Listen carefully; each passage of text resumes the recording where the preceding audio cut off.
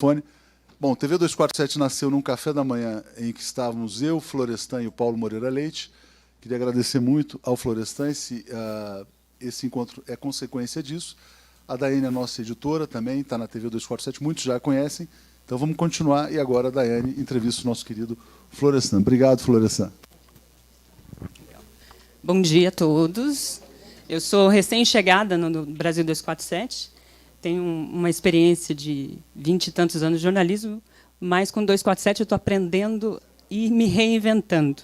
E o caminho da comunicação hoje é a reinvenção, né? O que a gente discute aqui é muito isso. Eu queria perguntar ao Florestan, quando vocês conversaram e surgiu a ideia da TV 247, vocês tinham uma perspectiva de TV. Como é que você avalia o caminho desta TV, que hoje já tem o tempo que tem, diante das novas ferramentas e disso que a gente está vivendo aqui hoje? Bom dia, gente. É um prazer estar aqui com vocês e com o Léo, que é um amigo querido que eu conquistei nos últimos anos.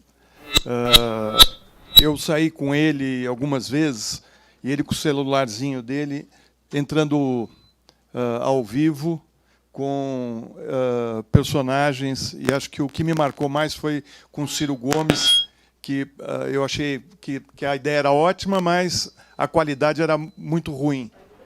E aí eu comecei a falar para ele que ele tinha condições de fazer uma emissora, um pequeno estúdio, e começar a cumprir um papel importante que a esquerda estava necessitando.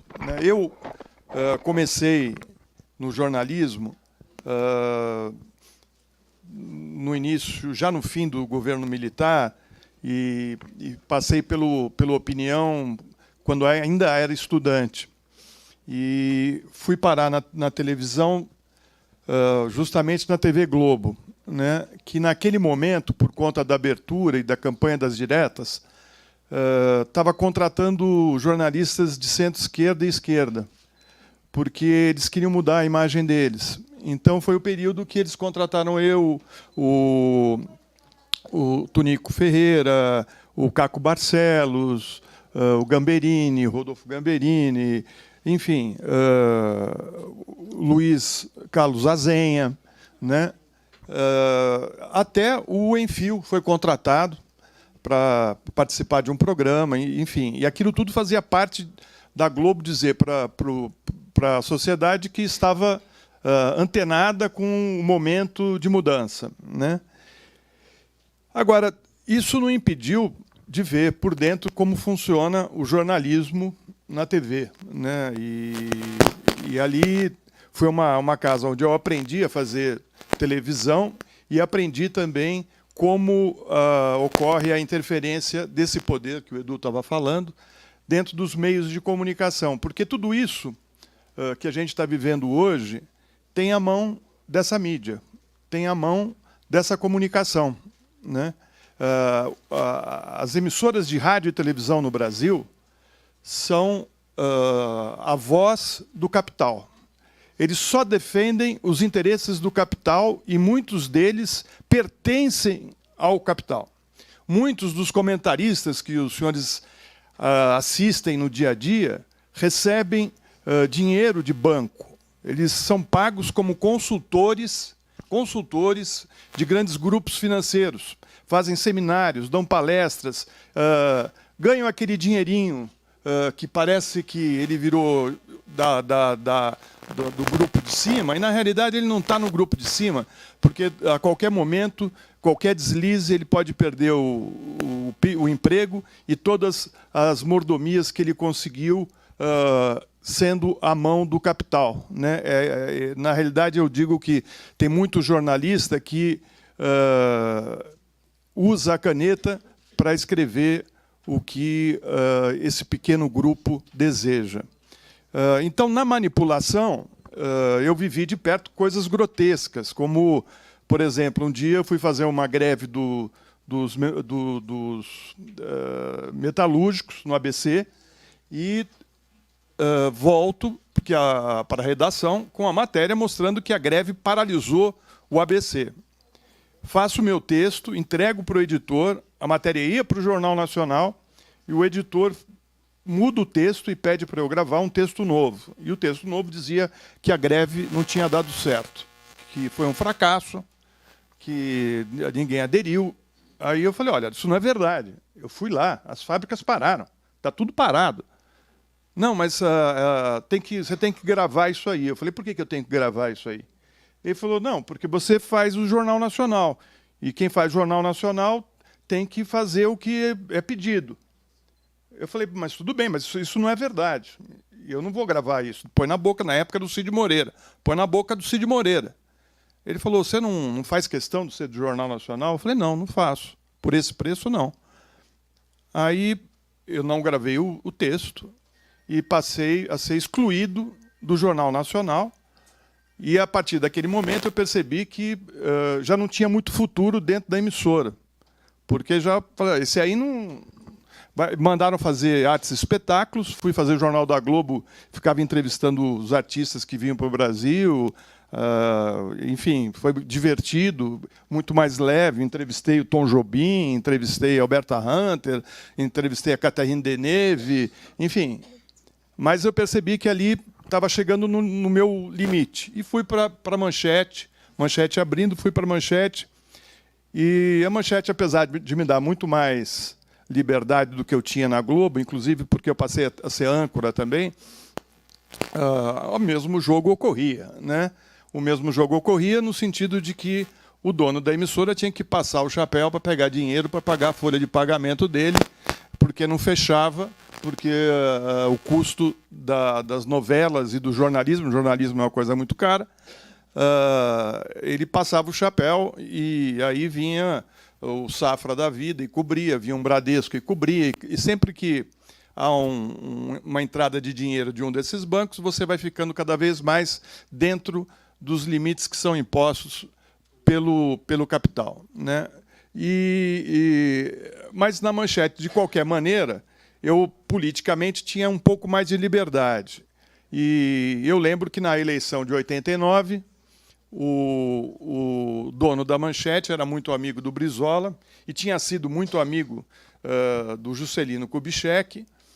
O Brizola teve o apoio, de uma certa maneira, da TV Manchete e, com a derrota do Brizola no primeiro turno, o dono da emissora perguntou para mim, falou, olha, será que não dava para você trazer o Lula aqui para almoçar com a gente? Que eu gostaria de conhecê-lo, porque sabia que o Brizola ia apoiar. Aí eu falei com o Ricardo Couto, que já era o jornalista da campanha do Lula, e o Ricardo, então, marcou o encontro, e o Lula foi para o almoço e encontro com o Adolfo Bloch.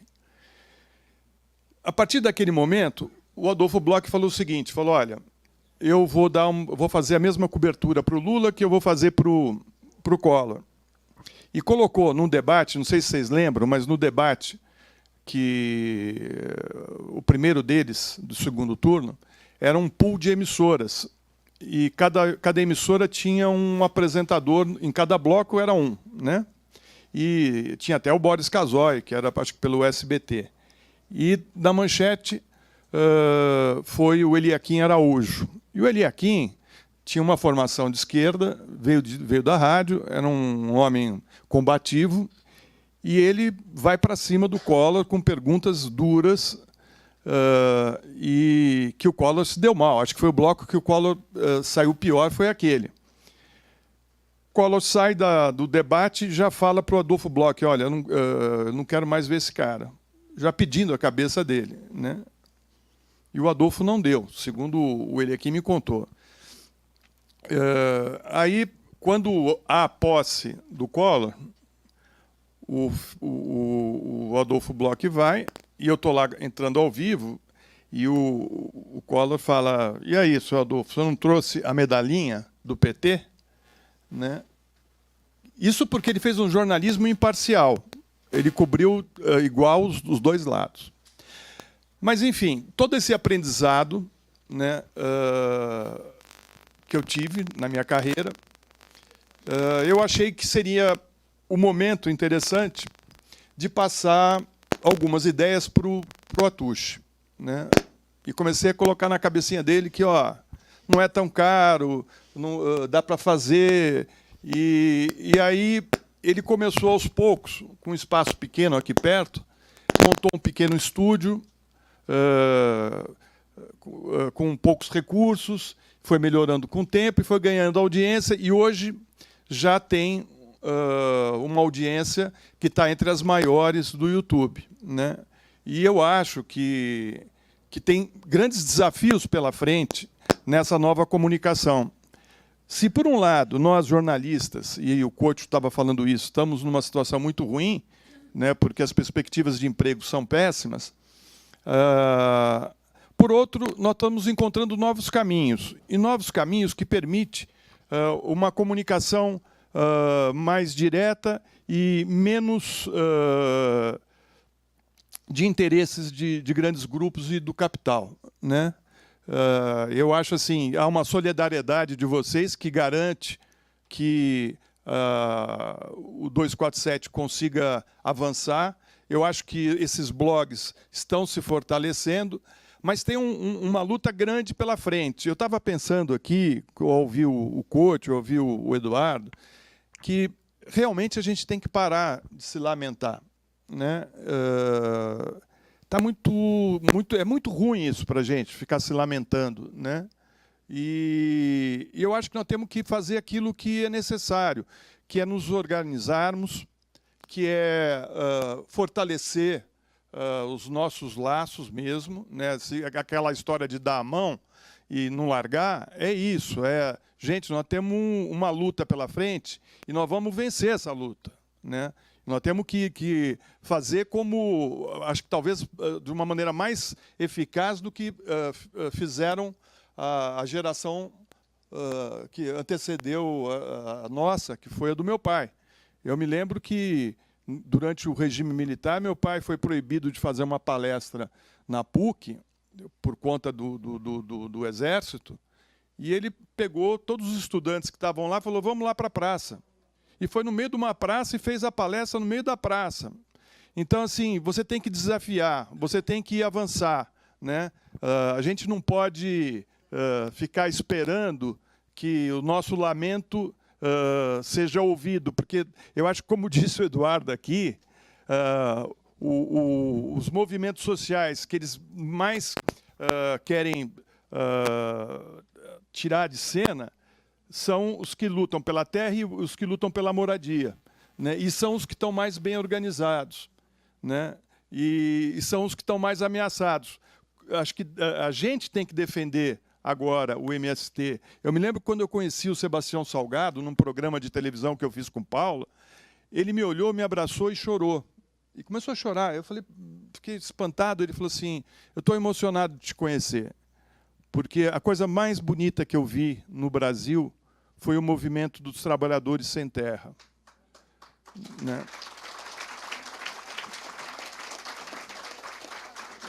E eu tenho o orgulho de ter ajudado na construção da Escola Nacional Florestan Fernandes, que ele doou os direitos autorais de um dos livros dele para a construção da escola. O Chico entregou... Isso, foi aquela. E o Chico e o Sebastião, o Saramago, né? Os três ajudaram muito. Então, eu acho que o que o Eduardo falou é realidade. Assim, eles são importantes e estão precisando da gente, estão precisando dessa comunicação e dessa união. Eu acho que a TV 247 está mostrando que, inclusive para outros órgãos da esquerda, que é possível fazer e ter grande audiência, né? Você fala hoje aí de 60, 80 milhões de visualizações por mês no 247. Está na frente de Estadão, está na frente de vários da grande mídia, né?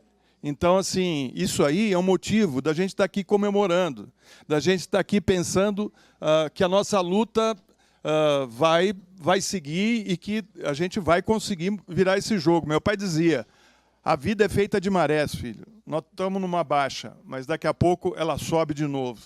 Né? A gente tem que ter esse otimismo, né? E eu acho que esse encontro está servindo para passar isso.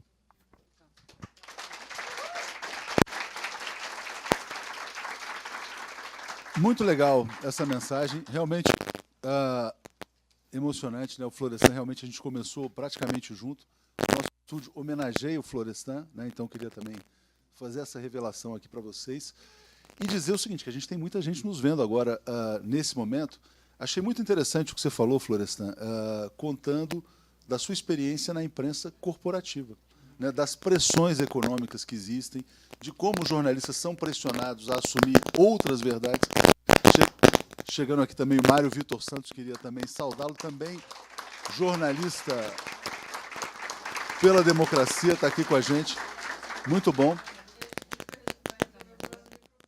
Vamos resolver o problema do microfone. Mas, e também dizer o seguinte, que hoje o que a gente tenta fazer é uma imprensa não corporativa, é uma imprensa financiada pelo público. Por isso que é tão importante a gente ter os assinantes e um encontro ancorado nos assinantes.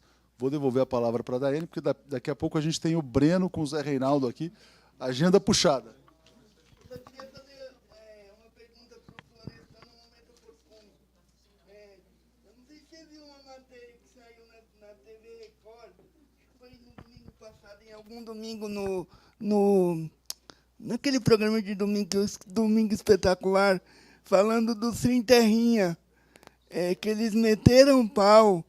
E aí foi uma coisa muito triste, porque assim, eles falaram uma coisa horrível, que fazem a cabeça das crianças, enfim.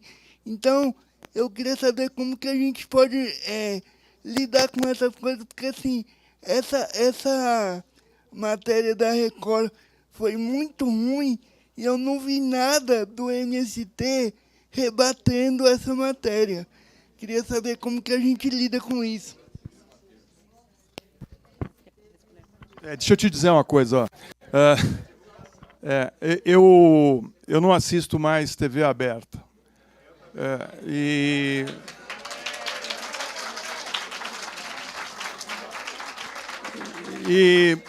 Assim, só o Voz Ativa que já com outro governador saiu do ar. Mas, enfim, eu acho que o MST realmente se pronunciou, mas o espaço que eles dão para o MST nessa mídia é nada. Eles nem querem saber de dar espaço para o MST. Mas eu acho também que, por outro lado, nós estamos vivendo um momento em que eles estão perdendo audiência. Né? Eles estão perdendo... Está saindo som aí? Tá? Quando eu trabalhei na Globo, a audiência do Jornal Nacional era de 80 pontos. Ou seja, 80% das emissoras dos aparelhos de TV estavam ligados na TV Globo no horário da noite. Hoje, tem cerca de 20%. Então, assim, as pessoas... Quem assiste televisão hoje é gente muito pobre, ou é gente muito velha que se acostumou e não abre mão. A mesma coisa acontece com o jornal impresso. Eu não compro mais jornal impresso. Eu vou sempre na internet. Na internet eu escolho o que eu quero ler. Eu leio o El País, leio o Deutsche Welle, leio o 247, leio o UOL, leio o G1, porque eu acho que tem que estar por dentro do que eles estão falando. Vejo alguma matéria que é importante no Jornal Nacional depois, para ver o que eles falaram, porque se foi importante eu quero saber.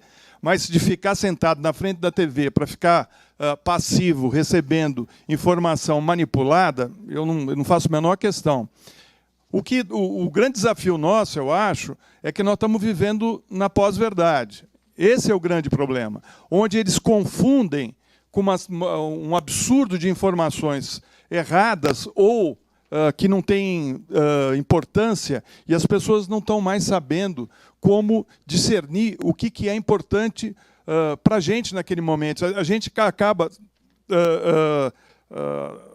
repercutindo e não sabendo o que dali é importante para a gente. Eu acho que essa é uma tarefa que nós temos que ter, né? Porque se você ficar no WhatsApp, é tudo bobagem, né? É tudo uma piadinha, Né, isso aí não vai levar à mudança. A mudança vai levar com situações como essa aqui, né, com textos bem elaborados para você pensar, com palestras que eu faço com os jornalistas hoje em várias universidades, com os movimentos sociais, né?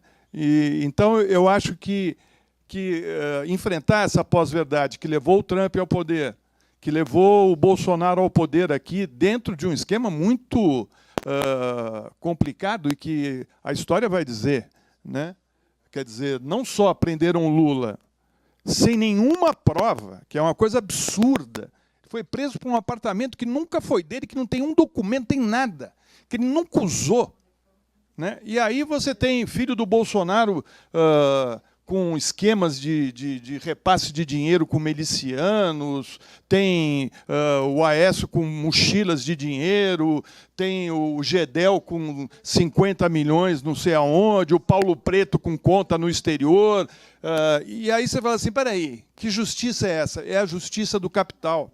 É a justiça do capital que o Eduardo estava falando. Eles têm o controle hoje, os bancos, eles controlam hoje a comunicação, a justiça e o Congresso Nacional. Esse tripé é que mantém a situação que nós estamos vivendo hoje e que foi desencadeada a partir de 2007, quando o Brasil descobre o pré-sal. Tudo começa, não é por conta do governo Lula abrir ou melhorar um pouco a vida dos de baixo, mas muito por conta do petróleo que está embaixo do nosso mar. Eu fiz um artigo, escrevi um artigo que até a Dilma publicou na página dela, mostrando passo a passo como a descoberta do pré-sal vai modificando o posicionamento dessa grande mídia e como nós chegamos lá na Lava Jato e no Moro, né?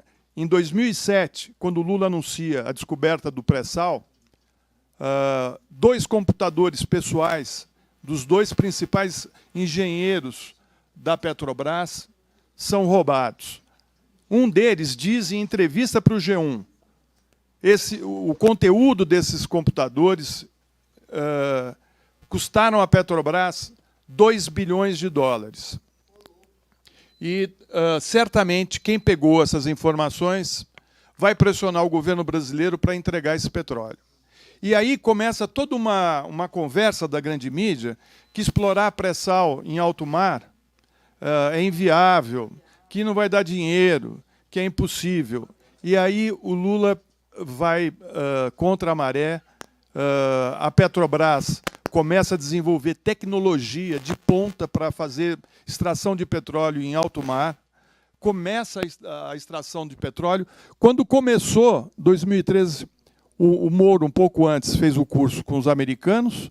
Logo depois, em 2013, começa a Lava Jato, puxa, através de um doleiro de quinta, que tirou dinheiro do país para um dos funcionários da Petrobras, ele puxa o assunto da Petrobras para o Paraná, onde não poderia estar sendo feita essa investigação. Dali em diante, tudo que ocorre com uma única intenção, tirar o petróleo do Brasil. E é a mesma coisa que eles estão fazendo agora com a Venezuela, né? A maior bacia de petróleo está na Venezuela, né? E aí eles criam um bloqueio, né? Foi o que o Trump fez, ele criou um bloqueio econômico de 30 bilhões, que vai custar para os venezuelanos, e oferece 20 milhões em ajuda humanitária. Eu pergunto para ele por que ele não faz ajuda humanitária na Líbia, nos países da África, né, que estão lá morrendo, né, que tem ditaduras. Por que só na Venezuela, que tem petróleo, que interessa ajuda humanitária? Né? Então, assim, ninguém é bobo. Todo mundo está percebendo que esse movimento que está ocorrendo da direita, ele está ocorrendo por conta das riquezas que eles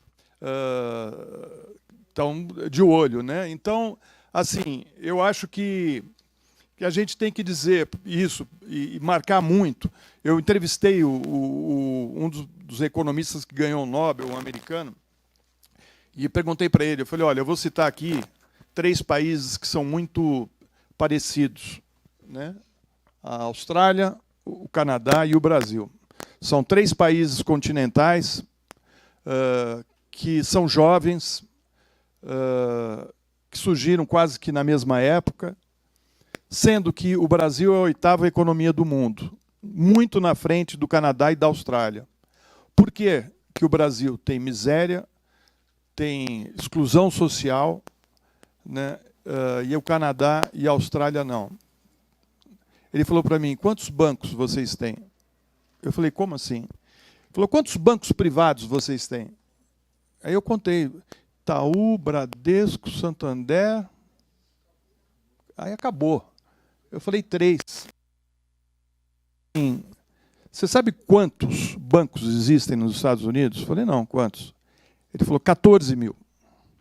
14 mil bancos. Sabe quantos operam nacionalmente nos Estados Unidos? Nenhum. É proibido. O cara não pode ter monopólio do dinheiro. O banco não pode ter monopólio do dinheiro. Então, assim, ele falou, os bancos são um problema em todo o mundo. Foi na Grécia, na Espanha, né? Agora, no Brasil é muito mais cruel, porque toda a riqueza de vocês vai embora através desses bancos. Ele falou, muito pior que a corrupção, é os juros bancários que o Brasil paga. É o maior do mundo, é a maior taxa de juros do mundo. Então, o que ocorre? Quando o trabalhador pequeno, pobre, compra a prazo, o banco está roubando o dinheiro dele legalmente, porque vai pagar taxa de juros de até 300% ao ano. O menino que trabalha comigo na minha casa, um dia chegou com uma moto para trabalhar, eu falei para ele, Tiago, você comprou uma moto e tal, moto nova? Ele falou, comprei porque não estava dando para ir a pé, porque ele vai em várias casas para fazer o trabalho dele. Eu falei, pô, que legal, quanto você pagou nessa moto? E acho que aí é o melhor exemplo que eu posso dar aqui. Ele falou assim, olha, essa moto custa 8 mil, mas eu comprei a prazo, eu vou pagar 22 mil. Ou seja, para comprar uma moto, ele deu 2 para o banco. E o banco está roubando de quem? Do mais pobre, daquele que precisa do dinheiro. Banco tem função, ou deveria ter, de desenvolvimento. Não de tirar o dinheiro da maneira como tira do Brasil. Né? E por que eles querem? Quando o Bolsonaro esteve lá em Davos, né, o discurso dele foi pífio, né, mas uma coisa os banqueiros gostaram, quando ele falou que ia fazer reforma da Previdência. Agora eu te pergunto, por que um banqueiro internacional está preocupado com a aposentadoria de um brasileiro aqui no fim do mundo? Né? Por que ele está preocupado com a aposentadoria do brasileiro? Né? É porque esse dinheiro é para eles. Então, assim, eu acho que a TV 247 abre o espaço para a gente ter esse diálogo, conversar com vocês. E eu queria dizer, antes de encerrar, que tem uma amiga que mora lá em Paraty e me pediu, eu acho assim, que esses abaixo-assinado que as pessoas fazem, tem não consegue ter o efeito que a gente gostaria, mas, enfim, o coletivo Mais Democracia e Participação está aí com um manifesto da sociedade civil contra a intervenção militar na Venezuela. Então, ela queria comunicar aqui que quem quiser participar, né, o nome aqui, Coletivo Mais Democracia e Participação. E eu queria também, antes de encerrar, Léo, ler uma frase do Bertolt Brecht, que a última vez que eu estive aqui foi para ler um texto sobre o socialismo, né, na época do Lenin e do Trotsky. E a peça era sobre o Trotsky. E eu participei dessa leitura de texto. Então, eu acho que nada melhor do que encerrar falando do Brecht. Ele diz o seguinte: os caídos que se levantem, os que estão perdidos que lutem. Quem reconhece a situação como pode calar-se? Os vencidos de agora serão os vencedores de amanhã. É isso aí.